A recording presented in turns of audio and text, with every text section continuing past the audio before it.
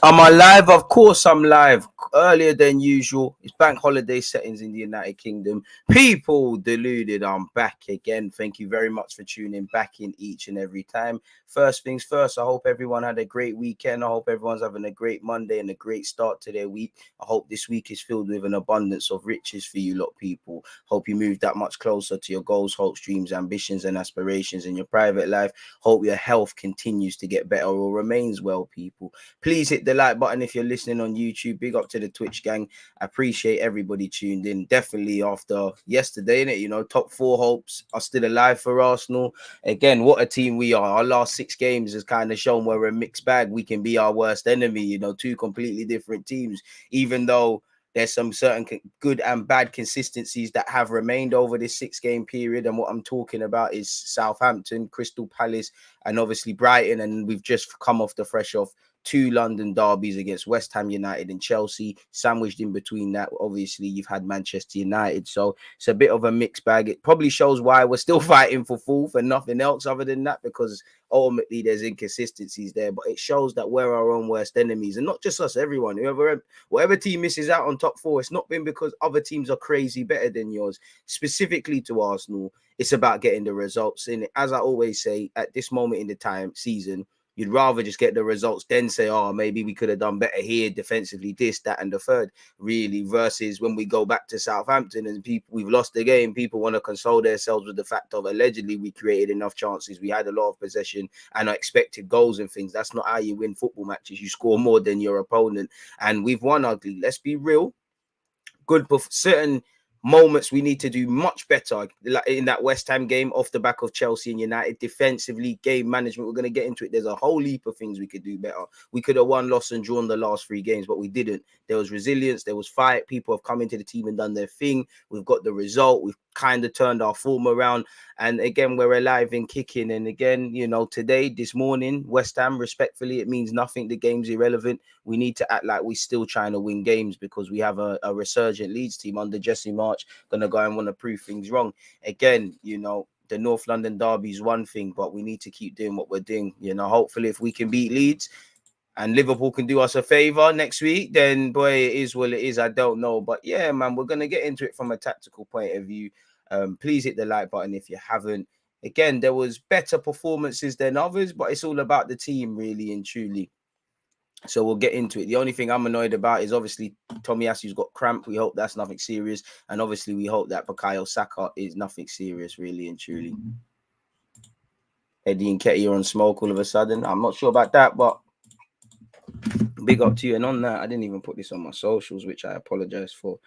It's bank holiday. I said I was taking bank holiday off, but I'm doing my 1 live stream and cutting, man. Simple as that. One love to the early birds. Let me actually put this on the socials.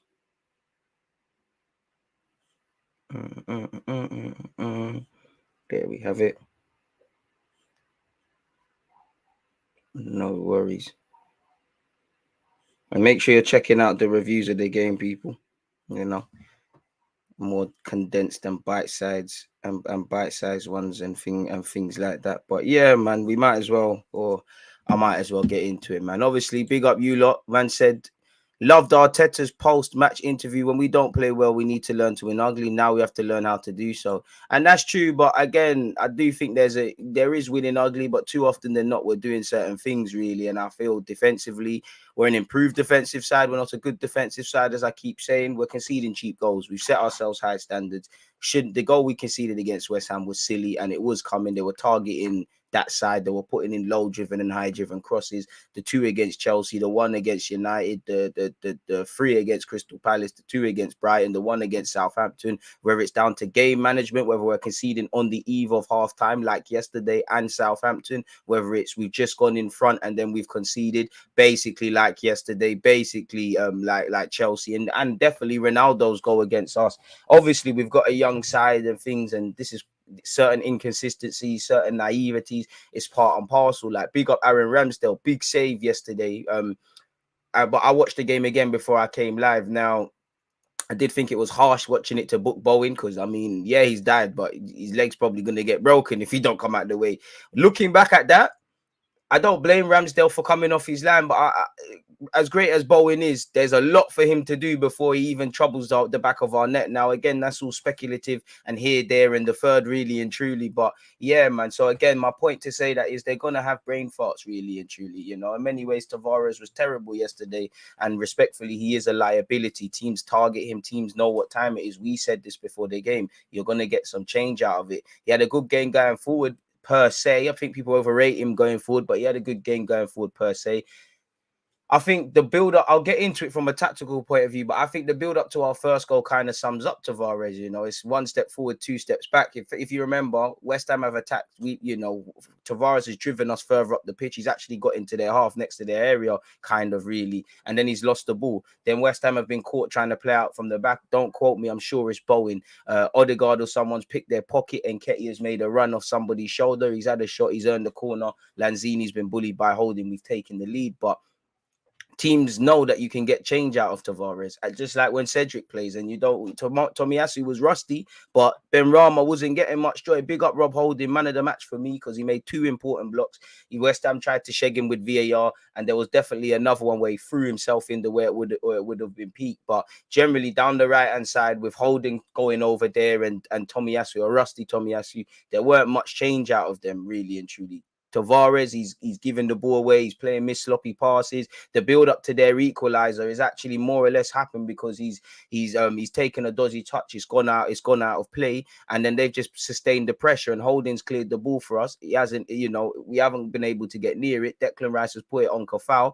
Gabriel Martinelli, Gabriel and Tavares are all unaware. Tavares gets out too late, really and truly. So it's not the Tavares hate campaign, it's just I can't see it getting any better at Arsenal. I want to be wrong. I'm not saying he can't improve, but we might just have to nip that one in the bud. 8 million, go out on loan or just keep him part of the squad. Tierney and a better left back with more games next season. Someone's probably going to get injured, so he can come in and things like that. He's not a bad player. He's just got a lot of bad habits. He's extremely naive defensively, and young players are going to cost you points, but not every player has to be a project, man. If I'm completely honest with you, man, like, really and truly. So yeah, man, really.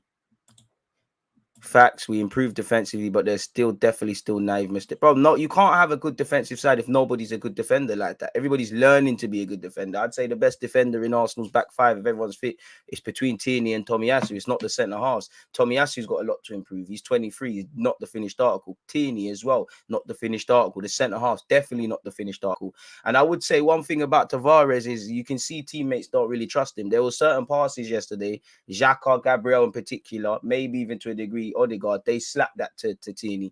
They were trying their best to avoid him, and I did feel it kind of harmed Martinelli. I do think it was another game where we probably need that number 8, because you saw Odegaard, once he's near the final third or in the opposition's half, he's creating problems in it, but more time he's in our half, he's in our half. Eddie Nketiah, showing Lacazette general play, you're not the only one. He's dropping deep. Martinelli very narrow, because these guys are frustrated. First half, anytime Saka got onto the ball, burnt Cresswell a new one, really. The only time I saw Cresswell really was when he tried to fight Nketiah. Declan Rice made some important blocks, almost scored. Ramsdale made a big save and ultimately played a massive part in Kafau getting the assist. When he plays football, he's decent, but he lost his head. What kind of captain is that? Your team's chasing the game, you're losing, and he's getting head loss. Them man there. I would say if obviously let's start to move into the tactical fragment of this live stream. If I start to move on things that I would like to see would improve before I talk about if there's any good things, I don't feel, considering, obviously, if I'm a West Ham man or if I'm David Moyes and if I'm Arteta, I fancy both defenses. Neither team really keep that many clean sheets. Both have got makeshift stuff. Like, let's be honest, we've got Tomiyasu's a bit rusty. Tavares, probably not, you know, Saka's probably a better left back than him, and Saka's playing right wing. It is what it is in that regards. You've got Holding coming in, who was probably the best player on the pitch, but it's a makeshift per se defense. They've gone with a 4, which I feel when they go with a 3, it would have harmed them, but they went with a 4 with Cresswell there. I don't think we asked any questions, really. You know, Zuma's just working his way back from injury. Kofal, respectfully, is a pensioner, and he moved. Big up Kofal. He didn't look like that. He moved all right. You know, I don't think we asked any real questions of Frederick. So they've showed David Moyes that maybe they can get more minutes and things. So I would have liked to have seen that. As I said, the obvious game management. At times we was riding our luck, unnecessarily losing the ball at several players. Almost every player. I don't think any Arsenal players can say they didn't play sloppy passes. You know, people playing with their head down, losing it in key areas. Even in the second half, we're losing it, especially in the midfield. You know, not Tavares, the prime suspect, but there was, off the top of my head, Nketiah, XHAKA, Odegaard, even El Nene, he was quite good yesterday. Just a lot of players were losing it. Nketiah losing it in dangerous areas. So need to look after the ball a bit more. Need to keep high standards. Need to defend a bit better. Need to close the game in a more convincing standard, really. And yeah, man, I would say they're just the main things, really. You know, again, just setting the tempo. Away from that, obviously the main thing is we got 3 points. You know, squad players, whether you rate them or not, at this moment in the season, if you're given an opportunity, you want to see them take their chances. And I think people are gassing on his performance, but he put in a good performance yesterday. Hit the like button. Obviously, Holding came in and did very well. And Nketiah is taking his chances. Well, not exactly in front of goal, snatching at efforts, but I feel he did deserve a goal yesterday. He dropped deep. He worked the channels in the second half and was getting us on counter attacks. Him and Saka were doing the dark hearts and wasting time and things. He's riling up the other team, and that, hey, Eddie, tell Auntie don't give Declan Rice no jollof, man. He's acting like he don't know you again. So he had a good performance. So this is the time of the season you want these squad players to come in and do half decent. We all know we need to improve the squad depth. We need to improve the quality of players that come in. There's probably too much of a drop off in Tomiyasu and Tierney's absence. Even if Cedric comes in and he's good for 3 games, Tavares the same. Holdings did his thing, but we can't rewrite history. Nketiah is doing his thing, but boy, 2 strikers need to come into this club. There has to be a degree of no romance. Big fan of El Nene. Actually, not against him getting a new deal because he's cool for 5 games a season. But again, is that the message we want to send out? Tavares is a liability, man. We've got to be absolutely honest with ourselves. Tavares is extreme liability. You know, if we start to go over some of the goals, people, as I said, within the first half, we didn't start necessarily the best. Holdings made 2 important blocks. There was, even with one of the blocks, Tavares, it's come down the left-hand side. Tavares is turning his back when someone's trying to cross. It's deflected off his foot, presented its way into whoever, I think it was Ben Rama, and Holding, they tried to say it was a handball. So yeah, Saka absolutely finished Cresswell in that first half. Again, people, if we look at the first goal, this is what Eddie and what Eddie Nketiah gives you, but this is what Tavares gives you. Now, one thing I liked about Eddie's second half, he worked the channels, he dropped deep when he could, he put himself about, and he snatched at a number of chances in front of goal and a lot of tame efforts. But I feel he deserved the goal. He worked hard. I don't like praising people for working hard, but he did in it. But the first goal that we've scored, again, let me put Ramsdale in goal again against the. Pardon me, we've dealt with West Ham's attack, really. And Tavares, to be fair, he's actually be slightly deeper in his own half. He's got us further up the pitch, people. Tavares has actually done quite well for us. He's got us further up to the pitch. He's in this sort of region. But Tavares sums himself up. Was not the first time yesterday. He gives the ball away on a stupid one. So he's giving the ball away. Let's behave like he's not involved. It's gone to West Ham. I think they've recycled it with Fabianski. And I'm sure Bowen is in the middle. And Bowen is actually giving the ball away. Somehow it's fallen with Odegaard. It was more, Eddie was more here. It's fallen to Odegaard. Eddie's made a run off the shoulder. And that's when you remember Eddie Nketiah surrounded by like 20 million shirts, really. And he's got his shot away. So, yeah, big up Eddie for that. It's a corner that he's earned for us. Now, obviously, that's Bowen's goal. Apologies, people. Where is it? Yeah, and this is now. Obviously, I don't know why I put it in that order, but then you've got Saka. Lovely to see Saka and Martinelli stat pad in this. Lovely to see Saka's actually been able to take a decent set piece. Our players kind of struggle with it. Big up the set piece coach defensively and offensively, people. Big up the two defenders. New hairlines, had to score. Saka's put the ball in now. Lanzini, maybe David Moyes will look at it and he's not to blame, but he's not a defender in it. Gabriel and Holding have got the better of him. Not to scale, but Lanzini is a joke man defending. Even if you can't beat Holding in the air, you've got to make it difficult for him. He doesn't do that. Holding, obviously, bro, it's a good... I like when people like that score, because without his goal, he should have been man of the match, but he's put us a goal ahead. Now, we've not kept a clean sheet. As I said, there was a sustained bit of pressure we couldn't get out of our own half. Really and truly, we was kind of struggling to get out of our own half. I remember Holding headed it clear. Long story short, it's fallen to Declan Rice. You know, Declan Rice. Listen, when you stop trying to fight guys that you know you can't fight, you're actually a decent player. You almost scored. You made some important tackles. Oh, you had a good game. You are a good player. You're just a pussy. Shut the hell up. Anyways, away from that. You know, Declan Rice has put the ball over to Kafau. We haven't stopped the cross. Again, they know Tavares is going to get you changed. Tavares should be there already. If he's not there, he either arrives too late or he's there and he leaves gaps and he's passed around. Tavares has tried to get out there, but again, 3 shirts, including Tavares, so 4, unaware of Bowen. By the time it goes in, snapshot, boom, he scored. Apologies. The ball's in the back of the net. And that wasn't the first time that happened where Bowen was picking up little pockets of space. So again, football at base level, football's a thinking game. If you're not asking yourselves the right questions or better questions, you end up conceding these sort of goals. So that's where we did poor. Obviously, build up play through central areas, breaking lines. All of these things are issues every week, whether we win, lose, or draw people. So then, yeah, obviously, we've had a corner. It's kind of been dealt with. Once again, Lanzini has gone to sleep. Martinelli's put the ball back into the mix. Gabriel has scored. Lanzini's gone to sleep, and maybe that's something for David Moyes to actually look at and assess from his perspective, really. But yeah, man, it was the main points for me. We were just very sloppy on the ball. Game management still an issue. Lack of clean sheets a problem, but we showed fight, character, desire. Would love to see our attacking players a bit further forward, because again, if you don't know what I'm referring to, oh, the screen's gone. Sorry, people, hit the like button if you haven't. Large up the Twitch gang as well. If you go back, if you don't know what I'm talking about, obviously we haven't really got them number 8s there. So if you, well, you know what? Let's just at West Ham's formation, not to scale. Let's just get the hammer shirts back in there. Obviously, you've got maybe on another day, West Ham probably should have started Antonio, more of a physical threat and a problem. I think they were quite passive in that and quite toothless. I think Noble had a decent game, but fundamentally, it was rubbed really.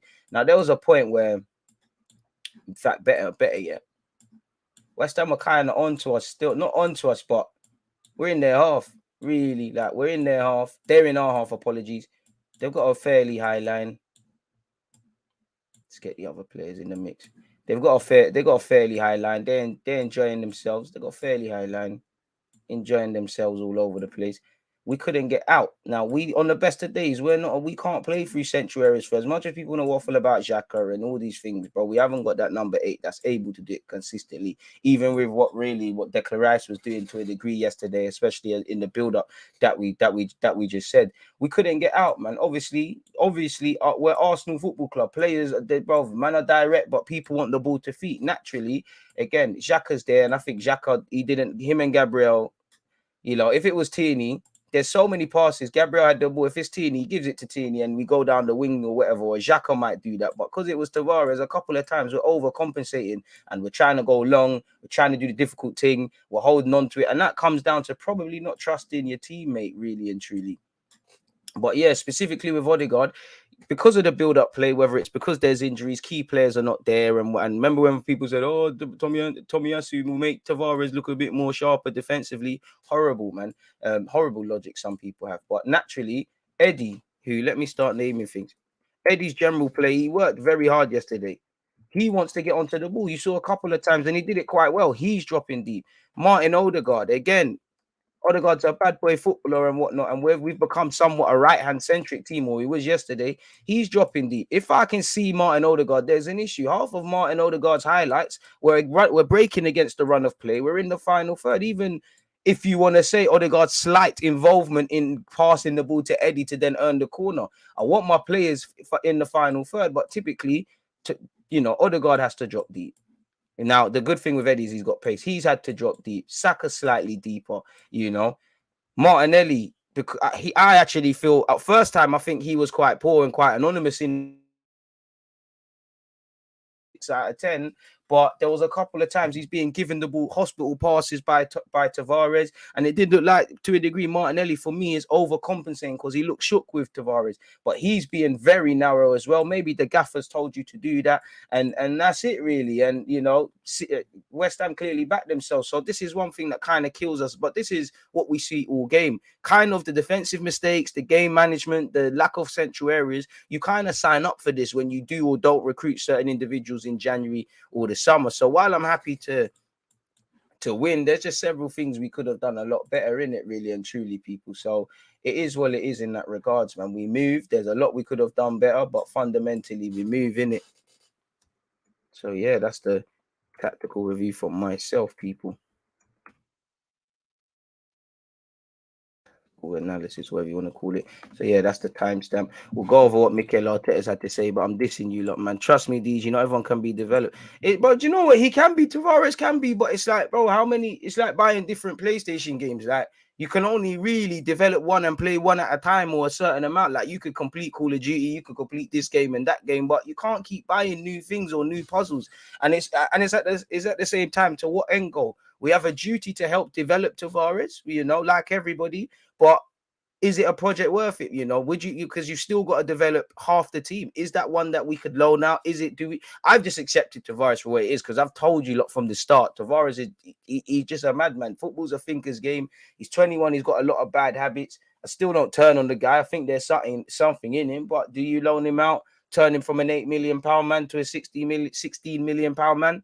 I don't know. Me personally, sometimes I feel we just have to accept things have gone wrong. Let's nip it in the bud. He's not been a bad sign. He's not a bad player, but for what we want to do, for what we aspire to do, that he can't rely on Tavares really, because even on the best of days, he's doing silly stuff. Once again, not till late, his part, he was several players misplaced passes yesterday, and ultimately we won. So as the point I said earlier about squad players coming in and us still getting results, that kind of applies to him. But think about it logically. We said before the game, if you're West Ham and you see Cedric and Tavares generally, you're going to get at them.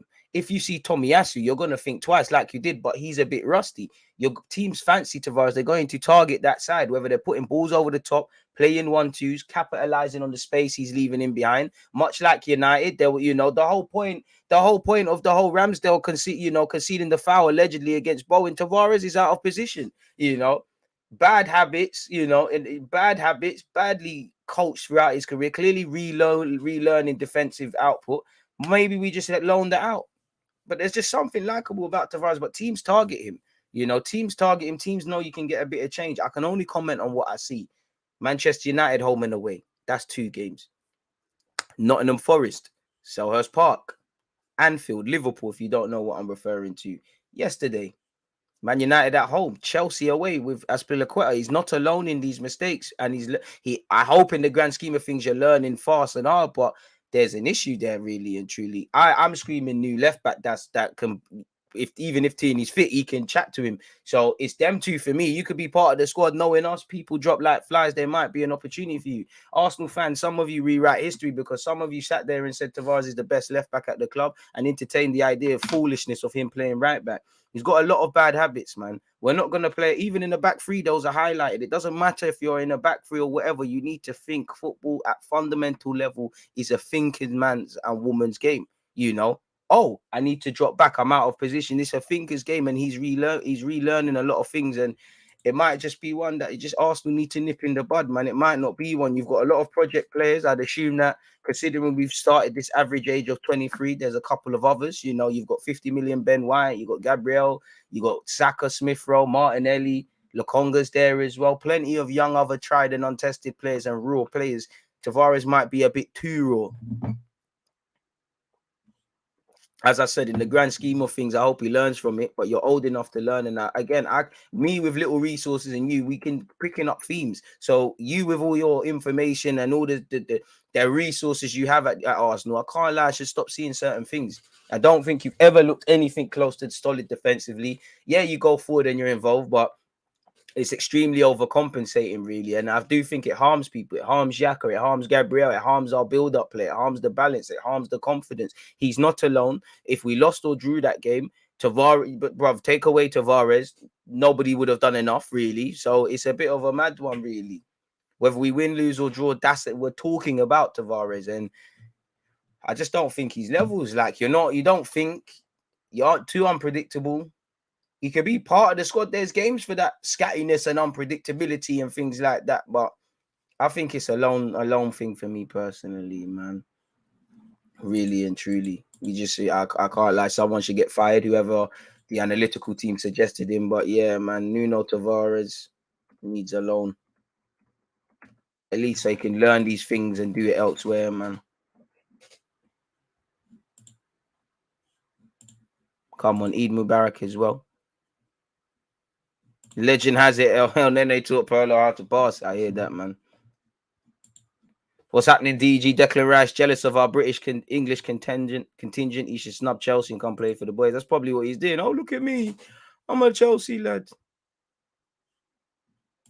You said if we beat West Ham, best West Ham, you said it. But I mean, if you beat West Ham, you'd start to believe, is it time? Fair enough. You know, I'm always getting receipts. Fair enough. Man said pie hard, try hard. What a name. Fair enough. I'm always getting receipts and that. So it's only right. It's only right. It's only right.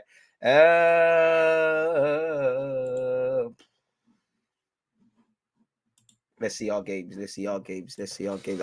I do. Do you know what? I thought we was gonna get slapped. So I am somewhat believing. I am very hopeful on top four. I'm man of my word. I'm very hopeful, but I'm shook still because got 4 games now, man. It just feels like when I'm starting to believe it might just collapse, man. As an Arsenal fan, you're kind of scared of it, man. You know what? The next week is decisive, man. A week from Sunday, man. If we could just do our job, man. If we could just win our next 3 games, man said Man United. I'm reading the wrong thing. Arsenal versus Arsenal have Arsenal Leeds United next Sunday. Then you got Tottenham midweek. Then you got Newcastle. Then you got Everton. Now Everton are fighting for their lives in relegation, and they just beat Chelsea. North London derby could go either way. Leeds, I think they're gonna come and give us problems.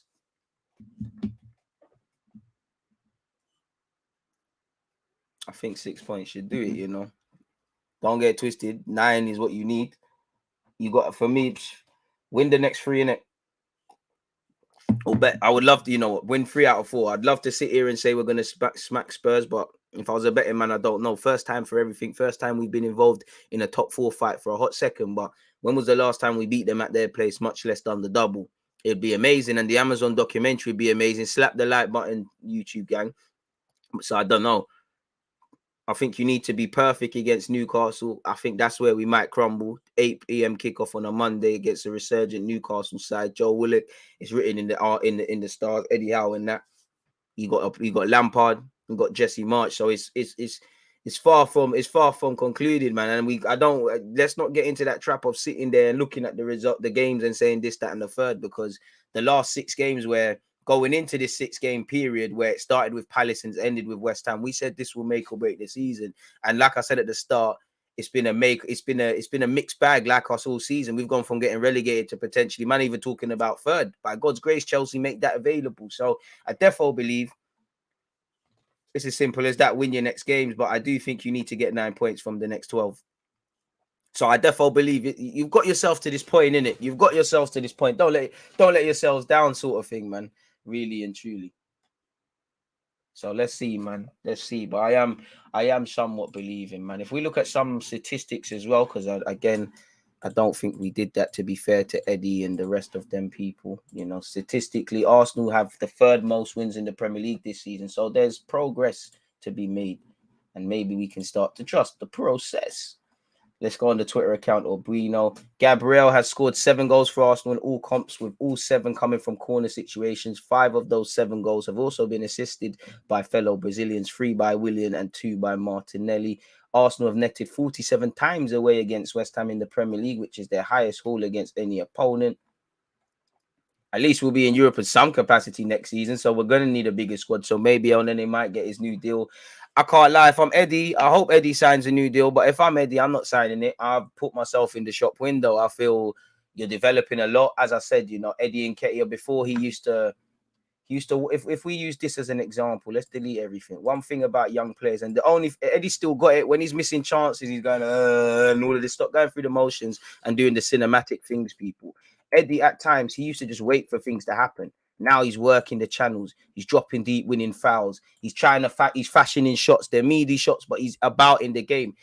He's getting a bit stronger. He's not all the way there yet. He's developing, which is a shame because it's another typical thing in that when a player starts to improve, they keep it moving from our club really and truly, which as I said is a massive shame. Where's Shakwa? Is a massive shame, but I would give Eddie a new deal purely because I'm on this money thing. I'm on this money thing. I'll be real. Eddie showed me he could be part of the squad in some capacity with more games next season.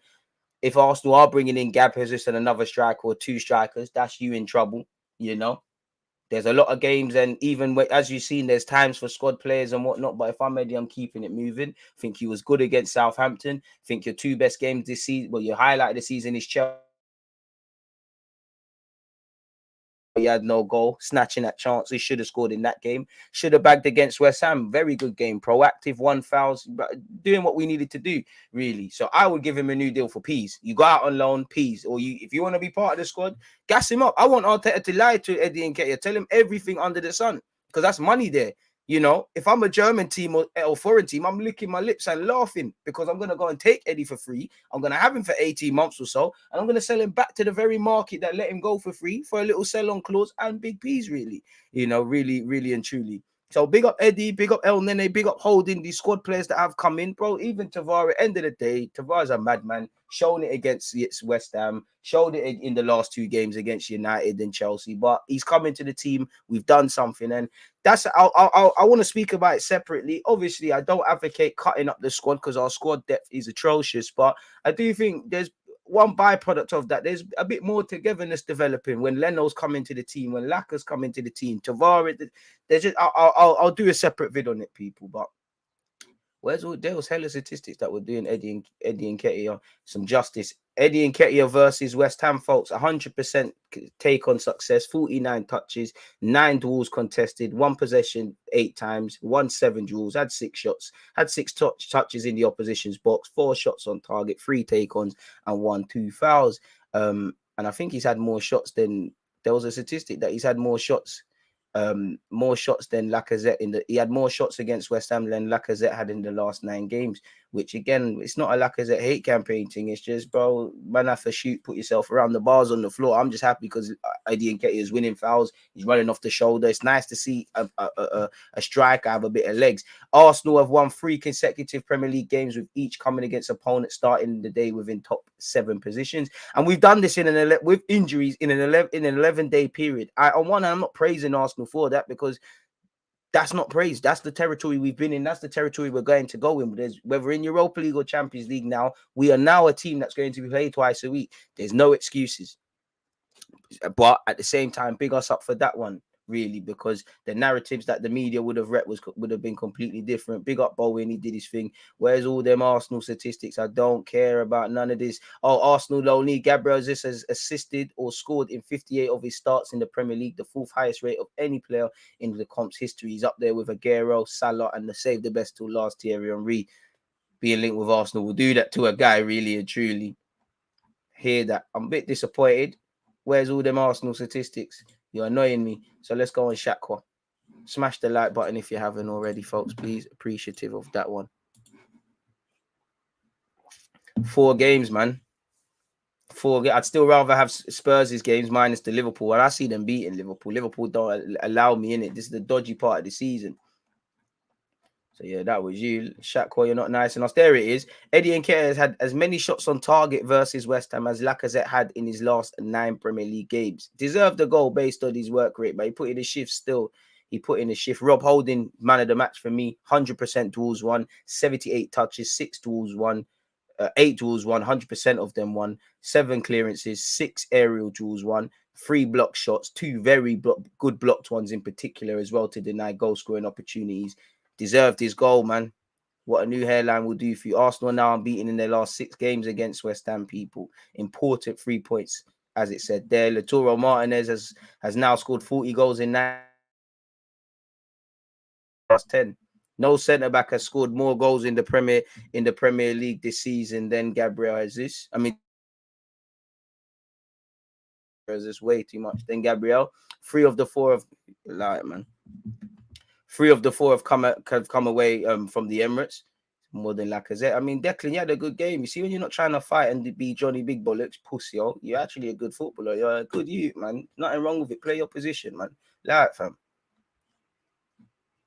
And again, we were that. As I said, that was one thing I would have liked to have seen more. Is that in that we took more shots. Shout out to Kulusevski. He's a good player, man. He can have more assists than anyone at Arsenal. If we finish ahead of Spurs or we achieve whatever, fuck all of that. I don't give a shit about that. Shout out to them. Sorry. It's gone. Big up the Albino Twitter account. There's nothing there. So yeah, that's statistically everything. Let's make a timestamp so we've included everything there. Bang. Really is where it is.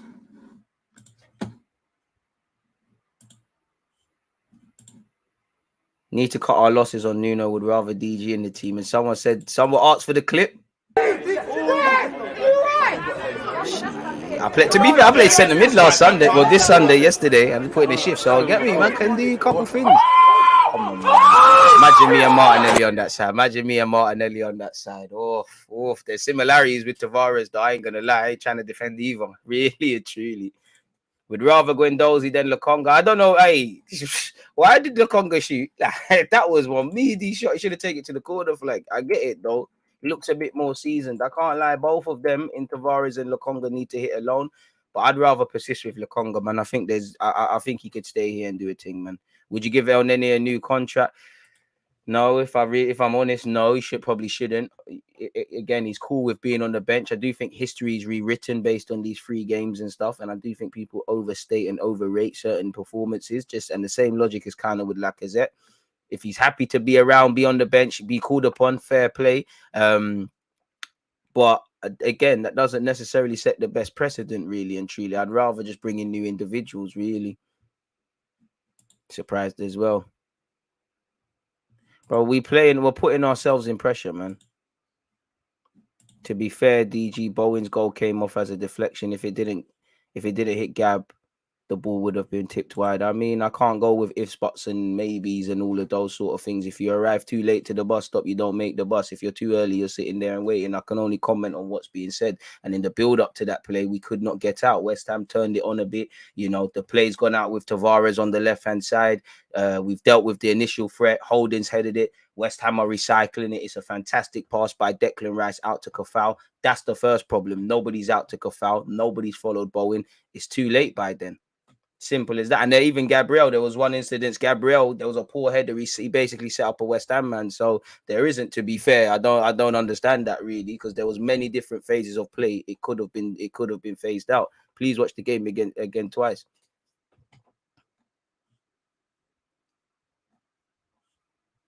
And you're right on that. XHAKA put in a shift, but this is I'm not being funny, but I want to move past this. If I'm honest, man, I want my teammates, the players, to help their teammates. But XHAKA's not a chaperone, man. Like, we need people to be accountable for themselves first and foremost. Even Granit Xhaka, you're talking about passing again. There was some sloppy passes from Granit Xhaka in that second half. Every flipping player, man. Yeah, and then they one forward pass for Nketiah. That was amazing. But I mean, come on now, man. Come on now. The bar's on the floor for praising midfielders for doing that. We need to see that consistently. That's not El Nene's game, but that doesn't mean you've necessarily been mad expensive. What I like about El Nene, you got a certain luxury in that you know what you're getting. as I said, I called for El Nene time ago to come into this team because all I want is 5s and 6s out of 10. I want what it's on the can. And that's what El Nene does. He gives you that work rate, he puts in a shift, it is what it is. But I need to move away from that romance. If it all depends what actions we're doing in midfield. I am open to, I want 2 midfielders. You get 2 midfielders. You've got XHAKA, who probably could stay or could go, but I can't speculate. If you've got 2 new midfielders, Granit Xhaka, Thomas Partey, and Lokonga, I think we're calm. But I could understand if man want to loan out Lokonga, let him get seasoned up for a year. El Nene takes his place as being the side man, fair enough. But I don't want to keep. I listen. I think I understand almost better than most people now. Like there's a need for harmony and things, but don't want to keep guys because they're nice guys because they've been good for 3 games. Guys that have been here for 60 or so years, we've kind of been here already. And as much as I like El Nene, what precedent does that set? We're signing someone who is happy to just be on the bench. Someone that's 29. Someone that tried to leave at Jan. I'm playing devil's advocate here.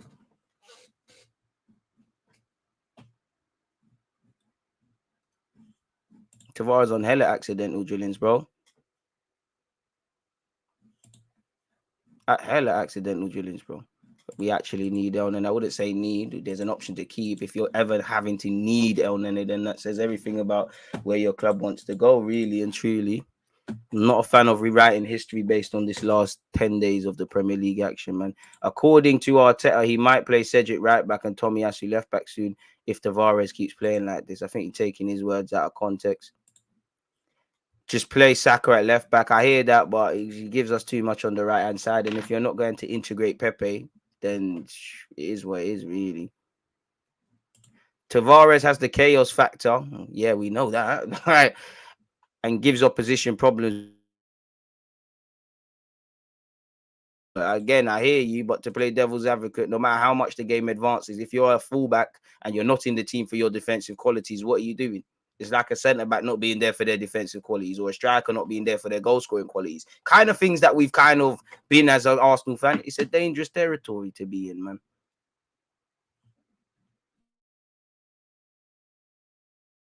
I hope we do have this. I hope we do have this. I don't like hypotheticals. I like going out there and seizing the future, man. After seeing Tottenham's game and our game, I don't like our chances. Less of that, man. Both teams have a good chance, and I think if you're a Tottenham fan and if you're an Arsenal fan, I think Chelsea will do it. But low key, you're hoping that Chelsea have a bit keep wobbling. Form's poor, man. This week is our chance on catching up on GD. Leeds' defense is awful, and Tottenham face Liverpool. Let's just win the game. As I said, 3 points first, everything else second, man. We might end up third, but every now and again, throughout the course of the season, Arsenal fans get a bit giddy with that third stuff. So I'm definitely happy to look higher than below us.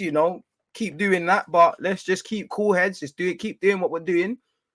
Not getting overconfident. We've had great stuff in the last 3 games, but come this morning, the West Ham game is irrelevant. Take the good from it, take the bad from it. If I look at the last 3 games, we could have won, lost, or draw all of them. We won them. I'm very happy.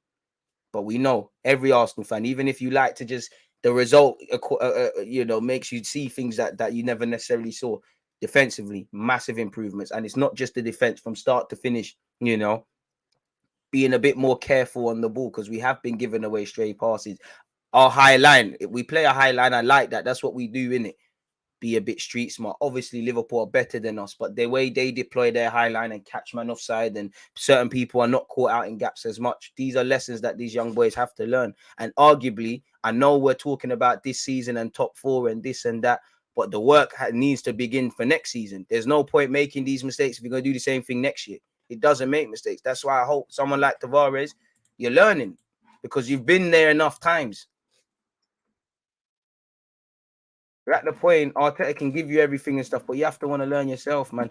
Chelsea might flop. All we can do is just control our variables. If we do what we need to do, just like how we're sitting here and saying, boy, them and they lost to Everton, Spurs beat Leicester, it's United play Brentford. It's irrelevant what happens because we've taken our chances. Now we can speculate.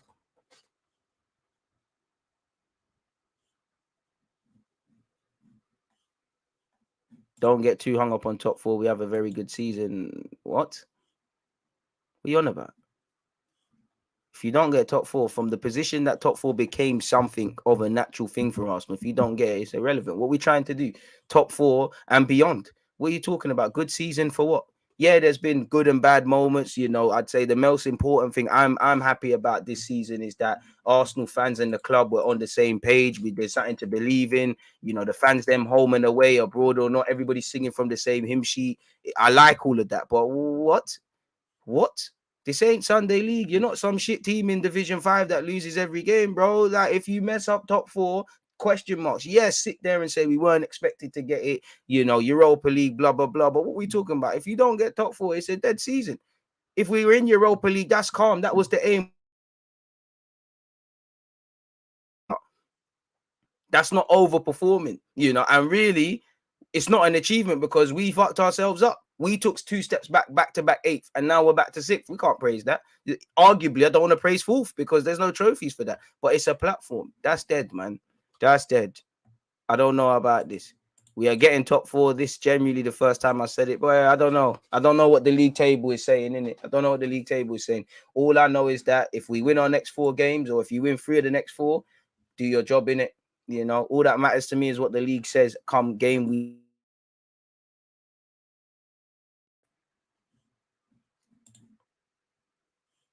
Now, every player's got a pivotal part to play. Eddie's the first choice striker, bro. You got a pivotal part to play. So, yeah, do your thing. I don't care who scores, how we score, what goals. Just put the ball in the back of the net. Take the 3 points, man. Eddie should have scored yesterday. He flopped. Yeah, he should have scored, but I wouldn't say he flopped. Do you think he can be an impact player? He seems more effective when he has more time on the pitch. It seems like he can't start games though. Like you said, man. I mean, he can't come off the bench and really affect it. I do think Eddie Nketiah's footballing IQ has improved a lot now, and he's starting to get it, and there's that eureka moment. But it's up to Eddie. Like, you're still learning. Arguably, if 2 strikers come in, how much game time are you getting? It's back to square one, is it not? Did you see the clip of Vlahovic being subbed off and the commentators laughing? Pardon my French. Fuck Vlahovic, man. No, I didn't. It's irrelevant to us, man. Yeah, he might deserve to score, but he didn't. You could, you know, don't think Henry's ever hated on him, but yeah, man. Not sure if you've answered before, but how many players do you think we need to complete the team properly? Well, it's a case of depth. Everybody can see depth, you know, depth in all roles, really. You know, depth at centre half, really, depth at left back, depth at right back, centre mid without a doubt. 2 strikers are leaving. It goes without saying, depth all over the pitch, really, with the exception of keeper, because we're allegedly bringing in Matt Ryan, who's a backup keeper. Never seen him play before. But in terms of immediate like signings that can transform this team, boy, for me personally, if you don't sign a certain caliber of a midfielder, specifically a progressive number 8 and a striker, then swings and roundabouts, essentially, really, really, really and truly, if I'm completely honest, don't really help us.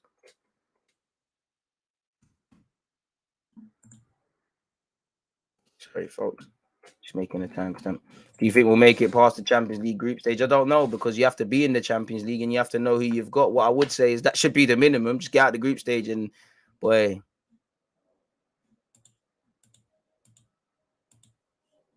Good day, DG. I don't know if you touched on this, but did Bowen get a yellow card for diving yesterday? Could have easily gone the other way for Ramsdale. Could have. And I mean, he came out the way, man. It's either that or your leg gets broken. What I would say for Ramsdale, he showed, as good as he is, he's shown that very few players here had the finished article, because I don't blame him for running out. But arguably, there was no need, because when I watched the game again, I mean, Bowen against Rob Holding and whoever was next to him in a foot race is scary, and it very scary. But as great as Bowen is, and you probably back him to do it, to be fair, he had a lot to do. He had a lot to do before he put that ball in the back of the net. So did Ramsdale need to be in no man's land? But I mean, Edison's got that in his game. Alisson's got that in his game. Ramsdale's got a long way away from if he'll ever be mentioned in them lot's category, which I don't feel will happen. But, you know, you're not a top side if you don't have a madman keeper in it. Even Mendy over there, he's a Champions League winner, you know, has that gene in him at Chelsea. So we might be in the right direction there, man. Hello, DG. What would happen if after all this fight, West Ham wins Europa League? Don't know what that means. If West Ham win the Europa League, it's irrelevant to me. Big up to them, but that's dead.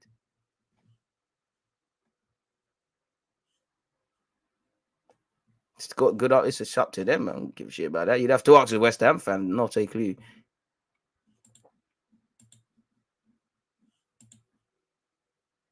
People calling for El Nene to get a new contract. Fair enough, he's played well, but not too long ago, people were saying we need to clear Deadwood like him. Exactly. El Nene's a peculiar one, man. Like, he probably should go. He should go. But again, because of his willingness to just hang around, it's calm. Like, he can stay really, but if we're serious, he probably needs to move on, man.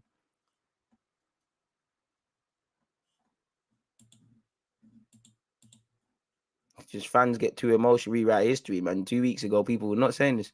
So exactly, Sir Man at the start of the season was saying Tavares is better than Tierney. He has things in his game Tierney doesn't. How much worse could it be to bring in Pepe for 4 games because Nuno looks consecutively shaky? But bring in Pepe for who? What, Pepe play left back? Or you moving Saka? Saka's producing, isn't it? Like, I don't know about any of that. If anything, Pepe was coming in off on the left for me against West Ham. Morning, DG. Would you take Max Aarons on a cut price deal? I mean, I'd take him, but yeah, man, it's a bit dead, man. Already answered that fella. Be humble, keep working, man. 100%. Winning the rest of our 2 games. Just focus on what's in front of you. Don't get excited. Obviously, dare to dream and that, but don't get excited. Focus on Leeds. Leeds United, focus on what they're good at, what they're bad at, how their form is, how different they are from the last time we played them, how different they potentially are under Jesse March versus Bielsa. Everything else takes care of itself. Have the conversations after, man.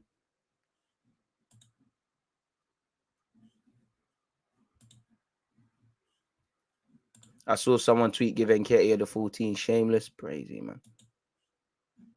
We need top 4, but if we don't get it, still a good season. We're improving every year under Arteta. That's all we can ask for. Never once said we didn't improve under Arteta. Didn't once say certain things, but I wouldn't say it's a good season.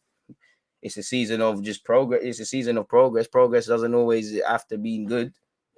There's been building blocks. As I said, there's been building blocks. There's been unity. Would probably be away from that. I wouldn't say good season. Good for what?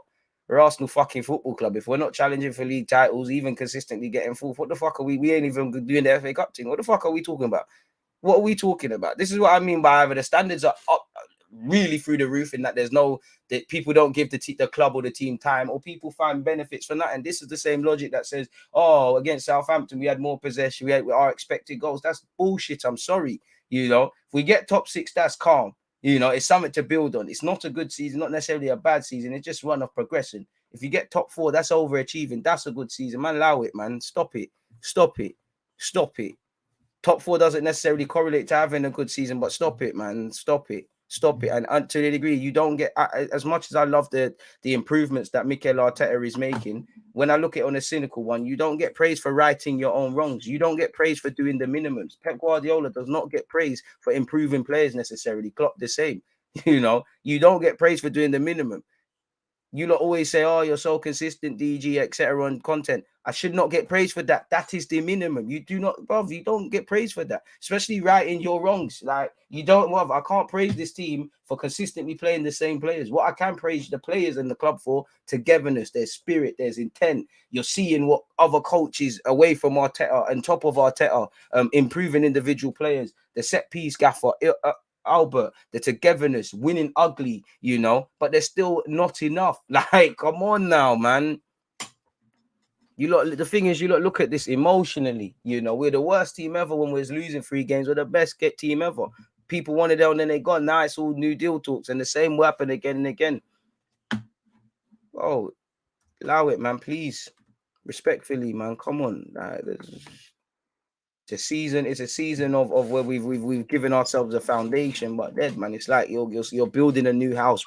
You've got to dig to the ground and put foundations in place. It's a season of foundation, nothing more. If it's that. Eddie Nketiah's off the ball movement is elite. Elite is good.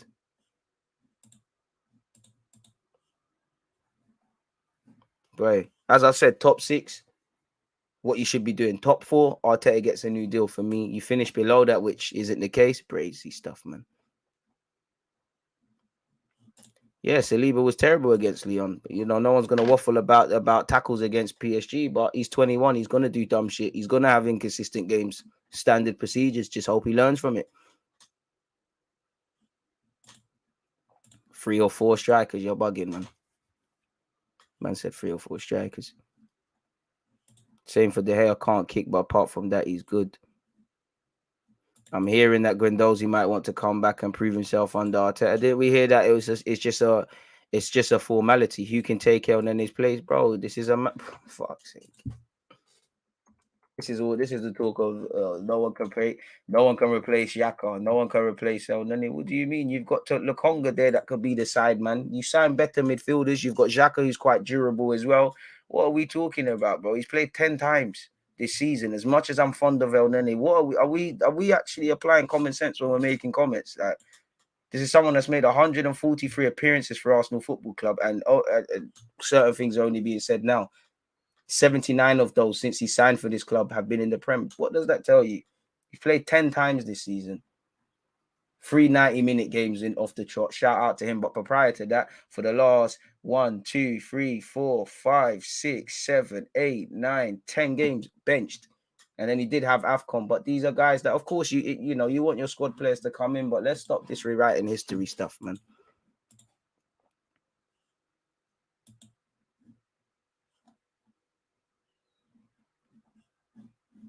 What's your thoughts on Richarlison? Can't lie, man. Sometimes I think he's decent. Sometimes I think he's a bit of a wally. I mean, he has to be the player who's taking the most dives in the Prem, man. It shouldn't be hard to improve 8th. Like, it's not even looking at optimistically or pessimistically. Let's just be honest with ourselves. Like,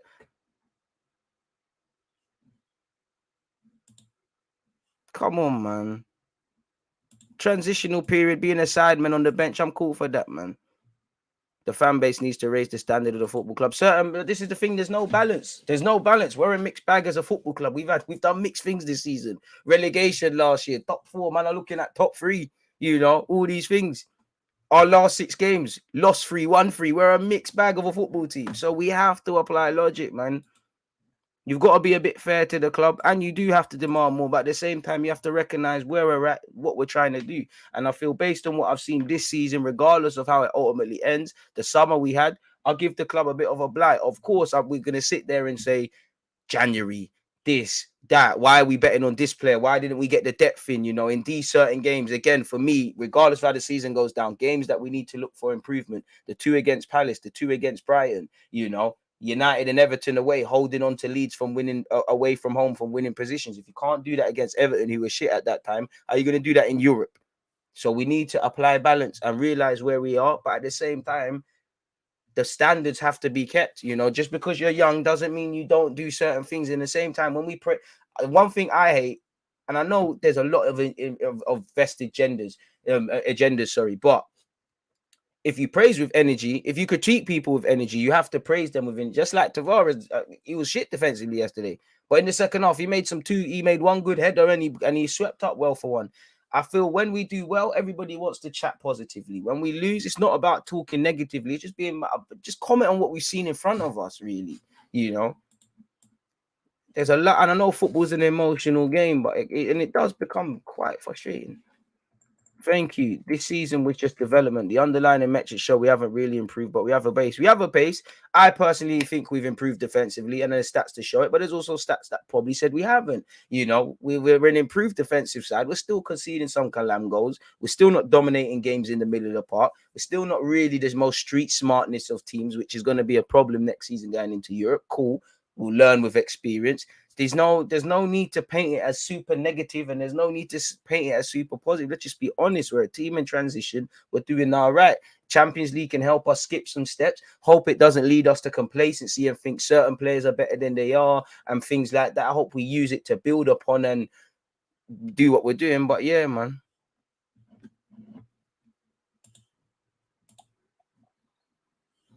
It's crazy, man. What Saliba comments, broski? Has he made new comments? I'm aware, man. Unaware. I don't know, man, because the bars are on the floor, bro. The bar is on the floor. Things you're meant to be, fans are meant to be emotional about, they're not emotional about. It's jarring, man. The things that they need to look at. I'm just tired of all this. Oh, he knows the club. Good player around the dressing room, bro. We need good footballers first thing first. Big up the Dalston ones, man. I want revenge on Bayern next season. Boy, really, we're going to get ripped in the Champions League, but let's just get in there first and deal with it. Man said elite. Bars on the floor, bro. Man said elite. Eddie Nketiah elite movement. Okay. Great player, though. Like what he's bringing to the table. Keep doing your thing, Eddie, man. It's just a shame that, you know, we're not going to see any fruits of your labor, really. I'd rather just, you know, buy new place. To be fair, the way Bayern Munich are moving, I don't know, man. We've won more games. We've won more games than Chelsea, and they've a completely better squad. Ooh, a few signings to cover our losses to injury, and that's a big step up. But still, broski, we're doing all right. As I said, progression. But people have to be able to analyze the situation properly. There's stuff to be There's stuff to be extremely positive about. There's a good base, but it's still not all the way there yet. Who the fuck is this, man?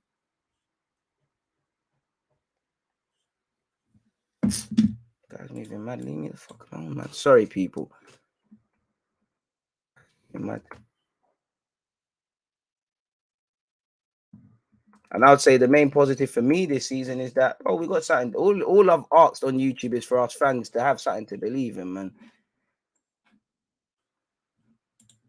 If I'm completely honest with you, win, lose or draw, there's something to believe in now. Like, you can, whether you like Arteta or not, you can see there's something to believe in. The players, there's something to believe in.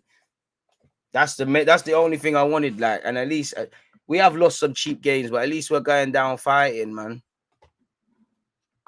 You don't get more time for the sake of getting more time, bro. You don't. Arteta took the job. He's doing quite good, but at the same time, this ain't work experience. This season, the gloves should have been off. Next season, the gloves are not. The gloves are off. If you don't get top four, you have to get the clip. Really, I can't.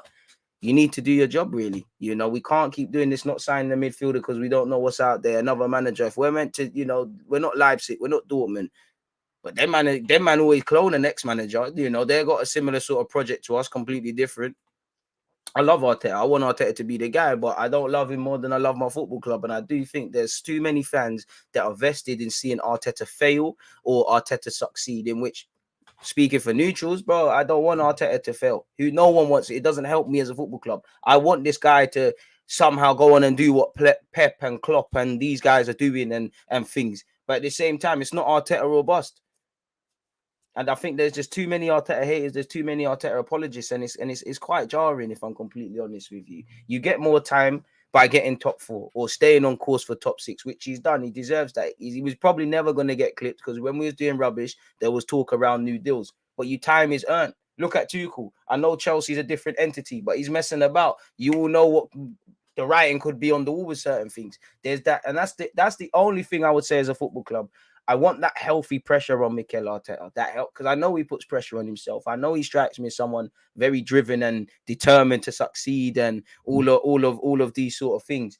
But I just feel if he had that healthy pressure from above, there's certain things he wouldn't do. Like, you might not have. You already got problems with the left back around the Brighton game. Why move XHAKA out of there?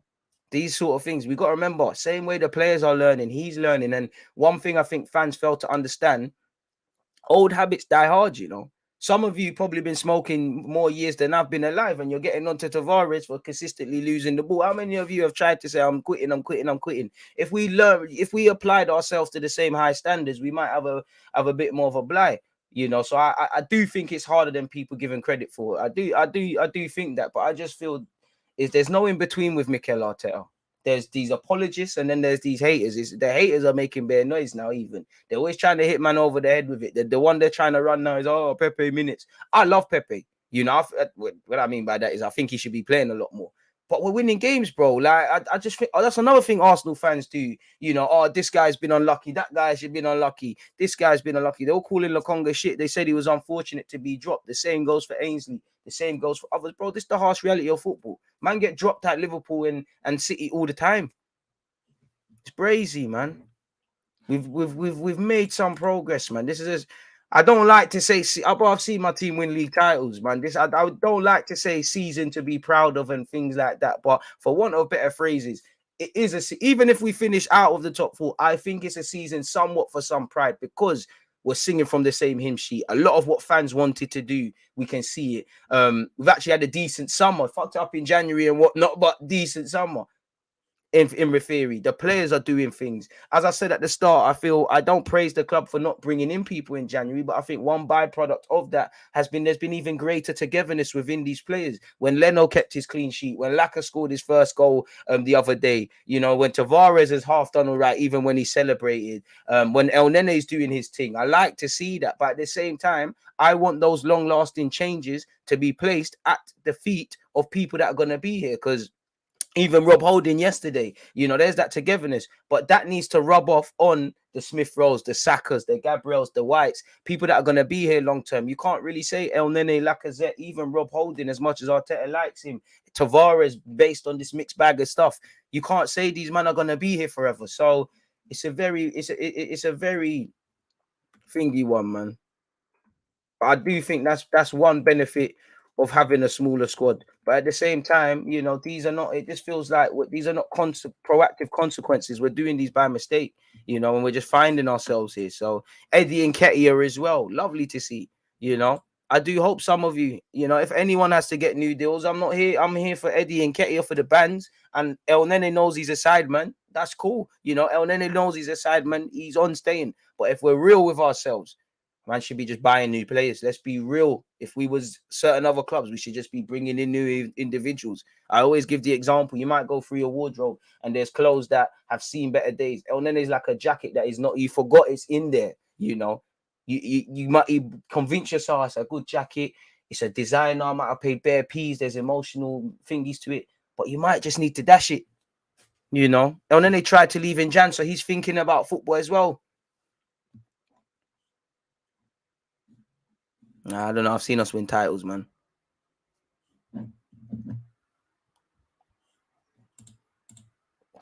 Spoken well, DG. Thank you. When you're covered by that much of the media, anything you'll do, you get loads of haters or fans. Exactly. And obviously, one thing with Arteta, much like these players, even is bigger than Arsenal.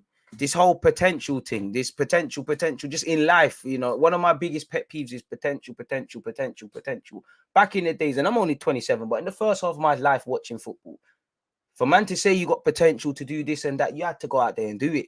Now, if a manager wears certain attires, been around certain man, if a young player 16 has scored against under 18s and he's done all right in 10 games, man, start rewriting history. They're this, that, the other, there's stars and things like that. I buy into the Arteta hype. I've always said my biggest fear is Arteta. It's not that he's not going to be a good manager. Is it going to be here or not? Because same way, couple young players might learn one, two things here and go off and do other things. Arteta might say, boy, I've come here.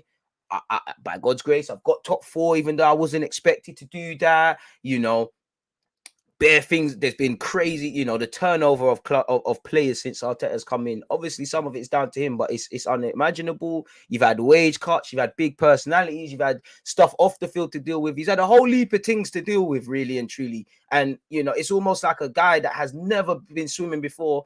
If Arsenal job and Arteta's just jumped in the deepest end of the swimming pool, which again, I like that from him. He's failing fast, you know, you're learning on the job. That's great for MIKEL. And it's great. It looks good for Arsenal. And I'm not saying it isn't.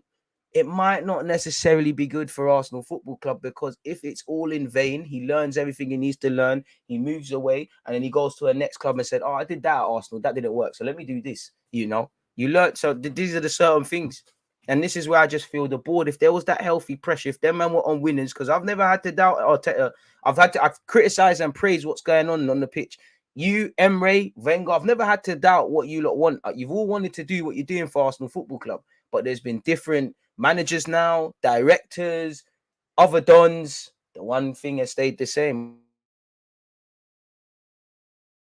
Top 4 is going to be crazy, and there should be question marks because as I said, while we can talk about what we was expected to do at the summer and things like that, if you can't. Since, you keep hearing me say, since top 4 became available, since it became a tangible thing, right? That like man are taking Arsenal seriously with this, it would be failure. Because if you can't do that, how are you going to, like Liverpool, business end them, or even West Ham to a degree, which they're failing with semi-finals of a Europa League tie, you know, still indirectly fighting for Europe in the league. You've got to be able to get into these crucial moments, which Arteta has done, latter stages of the FA Cup. By God's grace, get out of the Champions League and get into latter stages of that. If you can't see this job through to the end, there's that. And it's not just on Arteta, these players, because at the end of the day, Arteta can give you bare food and bare drink. These players have to take heed. As much as sometimes I think Arteta has kept faith in certain players that ain't good enough. Sometimes every now and again, he does this, you know, like against Brighton, he does these mad things in midfield or whatever. And again, I like that. I just feel sometimes Arteta tries to do things that they're not ready for, like Odegaard and Smith Rowe. They're not ready to do the number 8 thing with Lokonga as a false 6. Well, I say false 6, lone 6. You know, I like that, but at the same time, that's Arteta's issues. There's been a lot of the times Arteta has sat these boys up perfectly. You can tell that he's been working on things, and they've just shot themselves in the foot. You know, it is what it is. I don't know if Arteta is being groomed for the thingy job, but for the potential I think he has and the potential they speak about in the game, it'd be naive to not expect him to be linked with them roles there. And like I said, I just don't want it in vain. In football sense, respectfully to Arteta, in this management thing, he's a baby. You know, he's been at Arsenal for a hot second. He's a baby. He's got many years in this game ahead of him. By God's grace, not only football, his life, and you lot as well. But man, he's 40, bro. I don't think these new managers are going to do the Wenger thing and Ferguson thing and to a degree Roy Hodgson thing, but he's 40. How long has he been at Arsenal? I don't even know off the top of my head. What would we say, like 2018? Don't make it be in vain, is all I would say. And for me, I back Arteta, but my backing, I don't like what some fans do. You know, it's just my backing someone is not, I condone everything that you're doing. If you're doing things that I like, I'm going to say it. If you're doing things that I think are dodgy, I'm going to say it, just like the players. And I just think there's not that. Being Arteta, fuck all of this Arteta in-out bullshit. Pardon my French. I just care about Arsenal Football Club. And I've been saying that. Like, I do not care about that. If Arteta is the guy, great. If he doesn't work out, sack him, get a new guy. Simple as that. Right now, he's doing what he needs to do in it. But as I said, I like what the players are doing. But Arteta can only take you so far. Arteta, I like what you're doing. But Arteta needs that, for me, that club needs to put that pressure on him. Really, because then someone might say, why did you do false 9 semi-finals against Villarreal? You know you had problems at left back. You know you don't really have too much options in midfield. You know what XHAKA kind of gives you in that midfield. Why did you drop them? I've been calling for El Nene before he's been put into the team, because you lot that follow me, I've been saying these are the times for guys like El Nene, 5 and 6s out of 10s. Nothing amazing, just gets the job done. You know, why didn't you bring these guys in before? Really? And to be fair, there's been many times in the first half of the season. Do you not remember Tavares play? People always talk about Arteta's man management, and by all means, there is reasons and concerns, and there's been calamities and dodgy things and whatnot. But first half of the season, I can't remember who it was. It might have been the game before Leicester away. Tavares was terrible. He gave him another opportunity. There's been many a times he's done that. I think no one can be happy being on the bench, but I think he's kept a relatively happy camp as much as you can keep a happy camp. You know, people are not sulking, holding Nketiah, El Nene, Lacazette when he's coming. You know, no one's happy to be on the bench. Man want to play games. You know, the only thing I will criticize this club is I think because we know that, I wouldn't say this season wasn't important for reasons we've already discussed, but we already knew that. You get it? Like, I don't think I see things like January. We need to stop doing them sort of things, really. Pepe's not happy. Of course, you're not happy on the bench, but it's how you react. Even go and listen to what Pepe says. I'm unhappy, but the manager can't really fuck about with a winning team. And I think fans, you can't have everything. You can't have winning. You can't have consistency. You can't have the same lineup and everyone getting games. If everyone wants a game, go and play Sunday League. Pepe, I think he deserves more minutes. I would give him a bit more minutes. I don't know what's going on with him and Arteta. I just think Arteta don't fancy him. But at the end of the day, we're in with a shout at the top 4. If we wasn't, and form is a bit brazy, and like when William was playing, you don't understand why William's playing, then yes, the conversation needs to start as to why aren't other people being given an opportunity. If Arteta cannot challenge Pep and Klopp for the title, he should not be here. Get Simeone. Okay.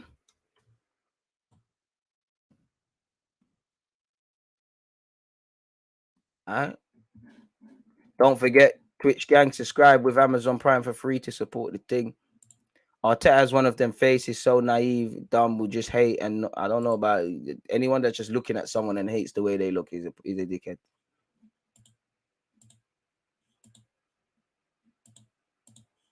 DG, do you think the Arsenal project and progress is similar to when Klopp came in at Liverpool, and are we a bit behind? I don't know, to be honest with you. I don't know if it's similar, to be honest with you, but I would like it to, obviously you'd like it to be City, but I do think there's many parallels that we could look to learn from Liverpool, tying down new contracts, replacing, replacing people before they need replacing. And what I mean by that is Jota, Diaz, these guys, if something goes iffy around Firmino, Mane and Salah, there's things here. They keep bringing in depth. They keep signing new deals.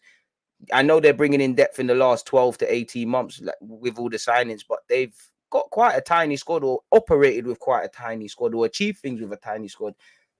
Forgive me if I'm wrong. I very rarely hear the amount of injuries with Tomiyasu, Tierney, Partey. Obviously, these players, there must be something personally going on, but Liverpool never have that. So whatever they're doing to keep these dons fit and play that high intensity football, there's that.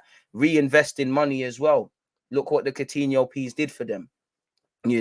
Collaborative. Again, Julian Brandt, who we're going to get onto, might have become somebody lit. But if you remember, if you remember, it's famous that guy Michael Edwards or whatever at Liverpool, Klopp wanted Julian Brandt. He said, "Let's get Salah." That's what you want to see Edu doing, really. Somebody saying, "Oh, maybe it's not worth bringing in Williams." So I don't know about Liverpool's project and them things there, but yeah, man. Hopefully that answers your question to the best of my ability. Top form from you lot, man. Top form from you lot across both platforms. Very appreciative of all the support. As usual, man. What else are you lot saying?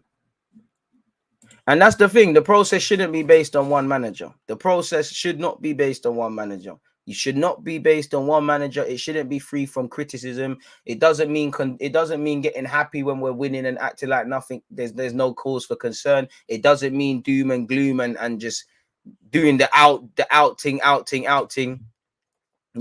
But football is an emotional game. I can't really sit here and blame people, my guy, because it's an emotional game. I can't blame people for not thinking with logic. It takes time to cool yourself down and think, man. I like the progress I'm seeing, but at the same time, when I look at a cynical thing, I'm not gonna praise man for that. Like, I'm not necessarily going to praise a plumber for fixing my boiler. Like, big up you, thank you, but bro, that's you, innit? You qualified yourself and become a plumber. I can't praise you for fixing the pipes. Totally agree. A reason for pride this season, just from the display of unity and pride being shown. Fight to the last minute. Exactly, man. Like, obviously, we've had some terrible losses, but sometimes we've behaved like some daffodils, man. There's a bit more flipping resilience. Obviously, you know me. I love Haylen, so I'm always gonna get behind that. Just things to believe in, man. For the fans that wake up at stupid o'clock abroad to whatever they're doing, for the fans that are paying to watch tickets, that are thinking all week at work, I'm going to watch Arsenal on Saturday and Sunday. It's just nice to know the man they have something to believe, and us as well has something to believe in. That's it, man. I mean, the whole what other managers are out there thing is kind of outdated. There isn't a whole household name of people that would take Arsenal Football Club because of the P's. But again, Leipzig, Borussia Dortmund, etc., they always, one guy leaves, the next one comes in. I don't think yeah, man. Big up the Nigerians, man. Would love to. Love your channel. I love you lot support, man. Appreciate that, my dude, man. Just cutting these onions, man. Hey, man, I'm here for it, man. I'm here for it. Reece Nelson's having a bit of a revival. The regular Eredivisie watchers still say the end product isn't there, but he's starting to get some numbers. Pepe's leaving. You might be able to get a little squad role. The problem is with him, with Eddie and Nketiah being a squad Donny, is that going to improve? Listen, it's lovely to be at Arsenal and that, but are you going to improve minutes or currency? Eddie's been given some serious minutes, and it seems like he's, without gassing it, he's getting better every game. Minutes are currency. It's like a little baby. They need milk. You know, you don't give them milk, they're not going to grow big and strong, or they're going to struggle. The young men need some minutes, significant minutes. Respectfully to Eddie, big him up, but your record at under 21s level, it don't matter. That's what you're doing now.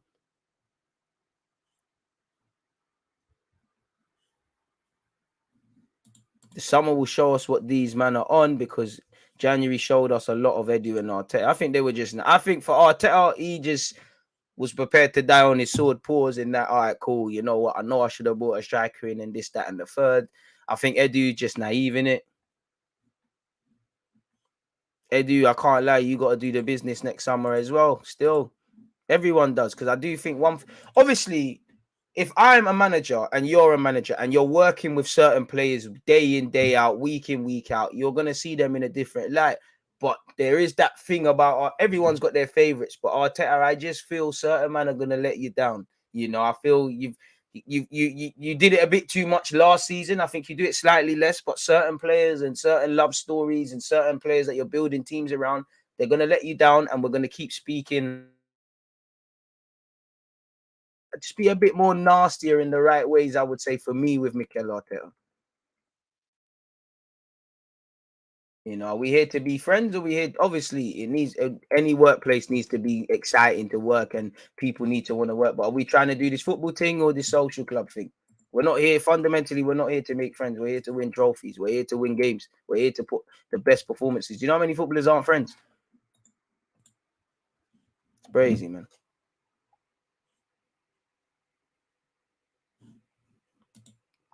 Arteta said in a press conference that the aim is to finish first, second, or third. That's shocking. What are you saying, bro? How? By all means, get on to Arteta, but what? So what if Arteta in the summer come out and said Arsenal going to win the league with that team? He's going to look like a dickhead, isn't he? Fair enough, though, man. Fair enough, though, man. Moving away from that, though, folks, let's see what Mikel Arteta said in his press conference. In fact, yeah, let's see what he said in his press conference, and then do up transfers and whatnot, people. So, yeah, appreciate you lot for tuning in. Top form as ever, folks. Yeah, let's start. Let's actually close some tabs as well, man. Tab police going to be on me. What's this? Close that. What's this? Close that. XHAKA has spoken about being a captain as well. There was talk of Tuchemani. I don't believe it, but I mean, we'd all love the Monaco man. 50 million well spent. Don't quite think that's the number 8 we need, but I make an exception to the rule, really. It's like everything that we think Lokonga will be, really. Gabriel Jesus continues to score in his last 3 games for Manchester City. He's got 6 goals this week, people. As you know, he got 4 against Watford. He got one goal, 1 assist, 4 goals, 1 assist against Watford, a goal against Madrid, and he bagged against Leeds. As I said, being linked with Arsenal will do that to you, unfortunately.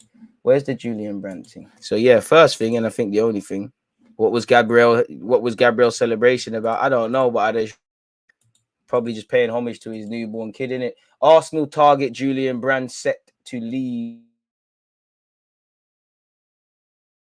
Turn off about him is the physic. I don't think he's physically, his physicality is enough, people, really and truly. 1 second. Hey, let me text you. I'm online, but yeah, man, we still going. Say no. But yeah, going to watch Spurs' under 23s against Brighton's. But yeah, I just think that he's been told he can leave. They're letting him cut. It is what it is, people. I'm taking him as part of the squad, but I think he's too lightweight for this thing. That's one reason I'm not really on it. 16.5 million. It's calm, innit? It's calm. I can understand it, but I just think he's soft, man. Like, he's mad soft. Like, that's one reason I put off him. I can't lie. We ain't really got much, so I'm for it, and it's not gonna break the bank. And at 25, you know, if Arteta wants him, bring him to the carpet, in it. But I'm not really behind it, man. I'm not really behind it, people. apparently, I'm just reading another article on doubling up for you. I'll just read it, people. Allegedly, Arsenal dealt Yuri Tellerman's transfer blow ahead of the summer, says Ben Browning. Arsenal have been dealt a potential Yuri Tellerman's blow as it has emerged that the Belgian midfielder would prefer a move to Spain over remaining in England this summer.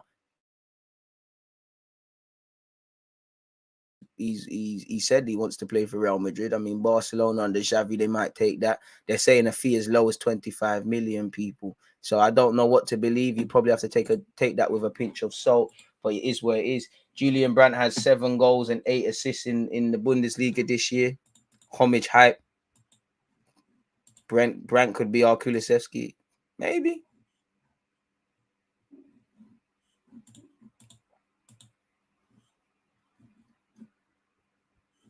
Man said Telemans long said enough is enough. Give me that La Liga, that La Liga pace. Do you know? Telemans got that. Telemans a lovely passer on the ball. But the bad things, cumbersome defensively, not really good defensively, quite slow on the transition, known to lose the ball in key areas. I'm not saying not to sign him. I'm just saying you can't, bro. Like if certain men are going to do the same things that you're angry about, it's not making sense, is it? Really and truly. So yeah, that's where Telemans is. We are not getting to Shamani. I love the guy. I love the guy. You know, one of them from Bordeaux. We're not getting him, people. But allegedly, a lot of clubs in the Premier League are following him. Arsenal, United, to name 2. He would like to play in the Premier League. He has stayed. Today, United should be grabbing him. It's this today. It's going Real Madrid tomorrow, innit? So I don't know what to make of that. That's it, Nketiah.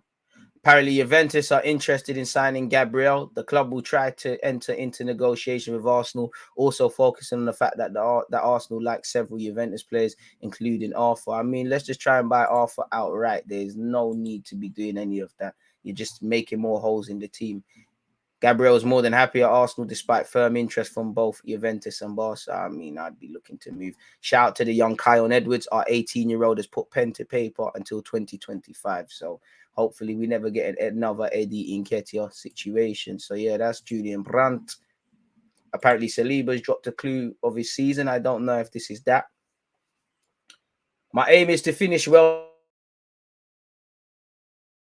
Come back here no matter what. It's not as if I knew that I wasn't going to come back or I didn't want to come back. It's Marseille, it's my club. I mean, you said this about Nice and Saint Etienne, but I hear that if I see myself playing the Champions League at the Marseille Stadium, yes, of course. We're already even in Europa, in Liga, and in the conference. The atmosphere there is, I can't even imagine how it must be on a Tuesday night or a Wednesday night. What does Marseille represent for me? I think a family is something special. It's more than a club. Until you're here, until you've worn that shirt, you can't understand. You can see from outside how it is, but you really have to come in and play in the stadium every 2 weeks to understand what Marseille is. And I understood that very quickly. So, yeah, man.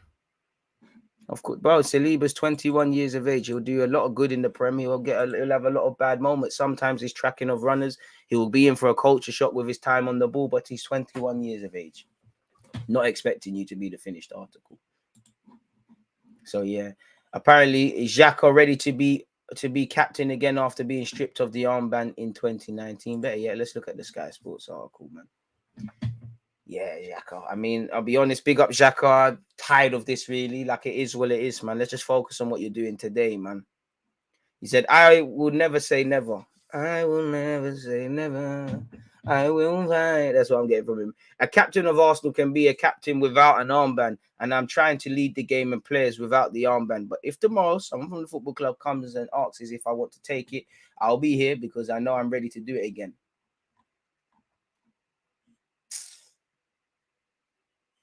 You see, he spoke. I can't lie, people. Respectfully, Jacques, I'm kind of tired of going over this. Like, he's spoken about, he's been given a lot of positive feedback from the fans, and he's had a lot of negativity. Where we're at, man. Like, better news I'm here for. He said that on ARTETA, I was missing a coach like this. Obviously, the world wanted you gone.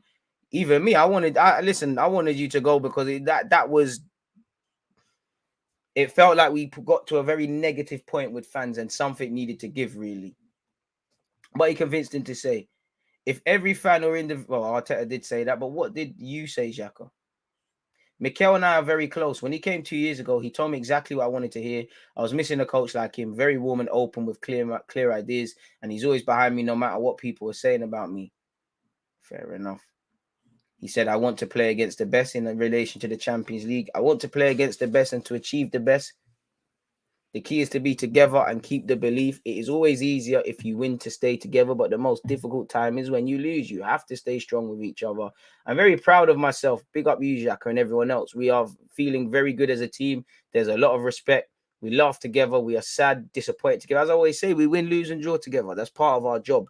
But in general, we are very happy. We've done a great job until now because we are in a very good position and it's all in our hands. Let's make sure our hands are not like a chocolate teapot. West Ham game is key. Obviously, we went there and slapped them in it. So what more is there to say on that one, blood? Dealt with the hammers, smashed up, man divided, danced on the Stamford Bridge dance floor. Celebration police are back out in full effect. With Arsenal, we might just be back, people. I want to see what the players them said after the game. Holding and said Arteta got onto them. Yeah, we were a bit disappointed to concede that coming in just before half time. It would have been nice to go in 1-0, but he gave us all a shouting and telling off, and we came out and looked more like a team and played how we wanted to play. Well, yeah, I haven't heard Arteta shouting at you too many times, so yeah, you man deserve that shouting, innit? Really, that is what it is. Really, you deserved all of that. But yeah, he said the fans were calling. He said, yeah, the fans were calling to bring Holding on, but he was already on. It's what it's been like. Ben and Gabriel have been great all year, and when I've had to come on and try and help, 3 points is even better. Big up Holding. The goal irrelevant because you had a fantastic game doing your job primarily. MIKEL Arteta on the win, Gabriel and injuries. On the win, it's a massive win under very difficult circumstances because we put ourselves in real problems, especially with our decision making and in-ball possessions and the spaces we were attacking and the timing of it and the efficiency of it. Facts, MIKEL. But the team showed huge character not to give up, to continue trying to do the right thing, the way they fought, the way they understood how they have to manage the game in certain moments with the way we defended, because we didn't concede anything. It was phenomenal. In England, you say win ugly. I think from my point of view today, we won ugly, which is true, set pieces and that. I'm extremely happy to see a team that has this capacity to find a way to win and show the character that they showed today. And we do have that. We've got that desire. We just need to get rid of the defensive mistakes, the setbacks, needing certain things to happen to us before we wake up, as like with Southampton, as like with that, to a degree against Chelsea and United. And actually, when you look at the Leeds games, the Wolves games, the Watford away games, for this young squad, the next level, let's just play like that. Have that mentality of winning ugly, but wanting to play beautiful from minute zero. And cut out the defensive stuff. On Gabriel's goals and his influence a year ago, certain man said Pablo Mari was better than him. I think he has grown so much, especially as a character. Obviously, his English is better. The way he is presenting himself, the respect that he earned around the boys, those performances have been really consistent. Really important goals for us, which is an add-on that you hope to have in your central defenders, but it's easier to find. Where's G1? I heard he's got the same amount of goals as Jadon Sancho. On if the pressure is getting to the players, it should be. Pressure's a privilege, but it's how you channel that. If they didn't have pressure, if they didn't feel it, good and bad, you wouldn't be human. Then there'd really be problems. Many things we could have done better this season. The future brings uncertainty. There's 4 games left. Who knows what's going to happen?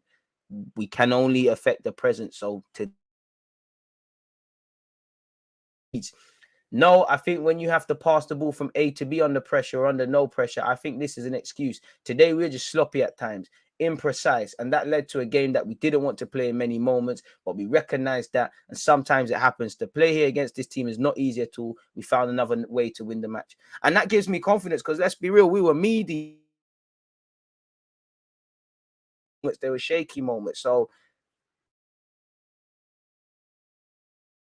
all right, cool. What happens when we actually play half decent then? Like, because there's several things to go at.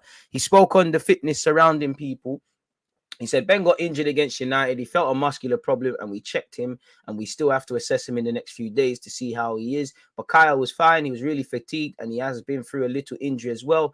Tomiyasu just had that. He's been out for so long and could not continue. So, yeah, it's positive news there. He's once again reiterated Tomiyasu's calm. He bigged up Holding. He said, I said to you guys to good people, good things happen. And Rob is another great example. But now when he plays well, to give him credit, especially when he doesn't play, the way he trains, the way he is amongst the team, he's just a phenomenal person. He's better than Cannavaro. And the player to have around the team. And today, when you ask him to come in, he's ready to do something. Arteta's in his Arsene Wenger bag.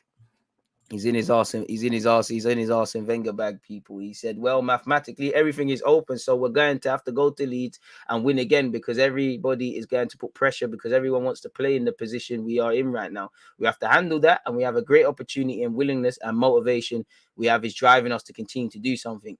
On Arsenal fans singing Holding is better than Cannavaro. I haven't heard that song. Let's not compare. That's a Wenger thing. You know damn well you've heard that song. You've probably been singing that in the change rooms. Rob Holding done today for the team. Obviously, we know he's not better than Cannavaro, but it's a good ass song, ain't it, people? He's better than Cannavaro. Rob Holding, you know. And if he's happy with the progress we've made this season, yes, but also no. We should. It's half glass.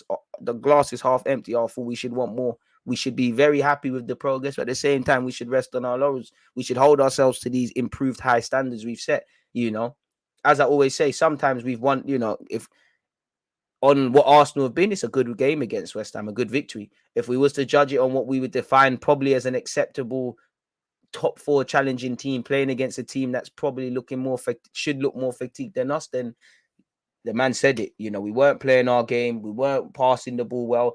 I forgot to say it, but we did look a bit flat comparison to them lot. So it is what it is, man. Only if he stopped the players from finding out the Tottenham result before us, I think I'd be wasting my time, because you know the players, the staff, everybody's with their phones and they all know. So we all knew the result beforehand. And next week, I don't think that's going to change still to the last day of the season. We will probably be connected. So I mean, he said it there, innit? And this was just before people. This is what I wanted to speak about before. This was Arteta before the game. We have to handle the chaos, people. You know, and that's true. Hopefully not, but the last games of the seasons tend to go a little bit like that, he said. Due to the fatigue of the players, the stress of different elements is possible. So we have to be able to handle that chaos as well if it happens. So yeah, man, it's something that is part of our training and how we take a situation into our favor. But in football, a lot of things are unpredictable and we need to know how to react to them. He said they're all different games, different approaches, and we've changed our approach in those two games as well, because we expected the Chelsea game to be completely different to United's, which was the case. West Ham will be different. Every game will require specific and different things to others without losing who they are. Facts.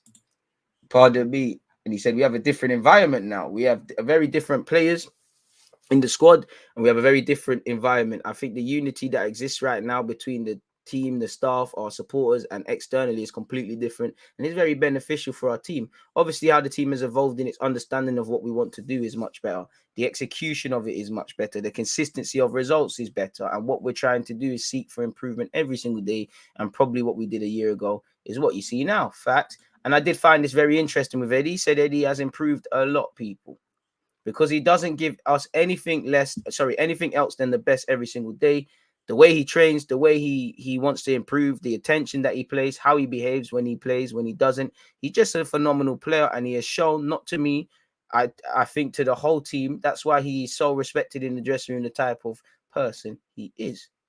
It's something he works on every day. I mean, yeah, man, I did find this interesting. We know this capacity he has to make runs in behind, the timing of it, how he attacks the box, his link-up play, understanding of spaces, timing of receptions, where he wants to come and work, which passes in space he'll find afterwards has improved a lot.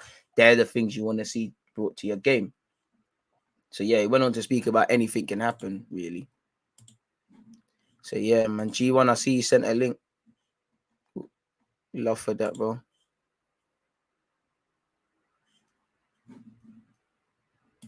What's this? What's that meant to be?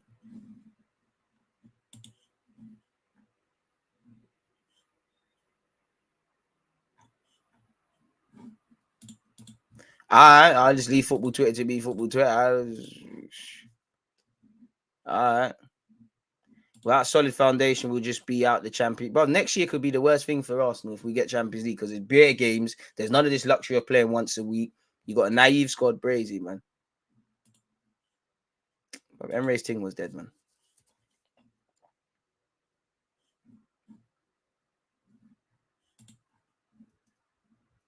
Who has the best celebrations now? Aubameyang's flips are in Barca.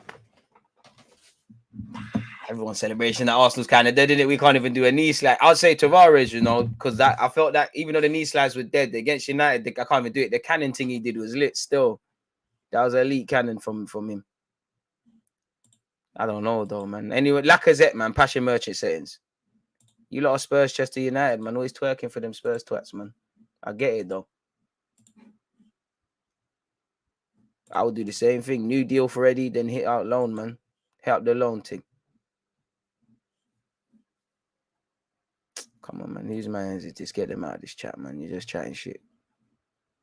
XHAKA, to be fair. Crazy stuff, man. That is absolute crazy stuff, man. It's always nice to win, isn't it, man? Life is always better when you win. Who's this?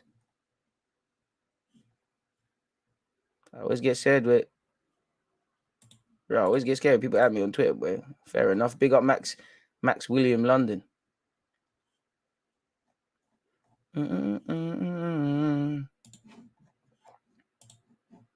Imagine Ben White scoring his first goal this season.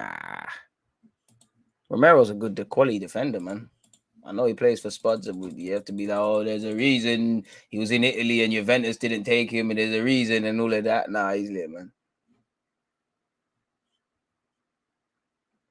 Crazy stuff, man. Crazy stuff, man. Gabriel's goals this season. Leicester, Southampton, Wolves, West. This guy's doing his clutch thing, man. Crazy stuff, man. Lovely day, man. Big Eid Mubarak to all the Muslims out there as well. Which is lovely to see El Nene on Arsenal.com and all them things there. So, yeah, man, I hope Eid's lovely. And on top of that, and even better, Eid card, there's 3 points as well. Nice to see, you know, El Nene starting eating the right way, feasting on rice and that. Crazy stuff, man.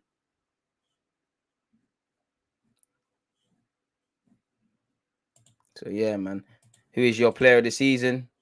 Seasons are not done, but Bukayo Saka, Smith Rowe, the man there, boy. It's looking like, you know me, I'm ready to be biased to Haaland on the best of days. Probably one of them. You'd have to see, man. I'd probably say Xhaka, bro. Like, well, man's got his first season with double figures in the league, really, goals and assists. So Smith Rowe as well. There's other one. Everybody's played their part in it, but yeah, man. So yeah, man. It's huge. Gabriel's got more goals than Sancho, Josh Denzel, and Cho.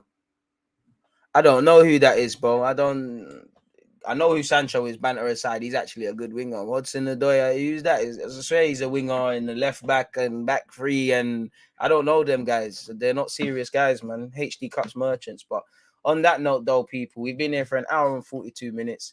I'm gonna get out of it. Arsenal might get battered everywhere they go, man. But we got 3 points on the board, man. You know, coming from a West Ham account, you lot lost to us. Lost to Frankfurt, probably get packed at Frankfurt. Celebrate like you won the bloody Europa League against Sevilla and Lyon.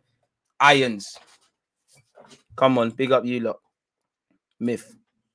So yeah, on that note though, let's get out of here, man. Bloody hell. Fucking hell. 150 million for Declan Rice. You know, Uncle Ben's is probably should be more expensive based on that 90 minutes, mate. On that note though, man, you lot enjoy what's left of your bank holiday. I'm going to call off people. On that note, safe. There's always just that active red flag. I think like